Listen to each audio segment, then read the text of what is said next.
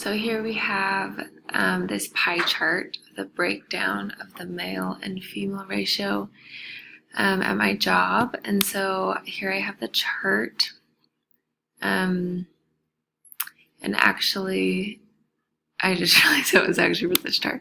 Okay, so I have two charts in here. The one that I'm going to show in this video is the data for the top 3 languages spoken at my job. So obviously 35 people speak English, and we have that right here.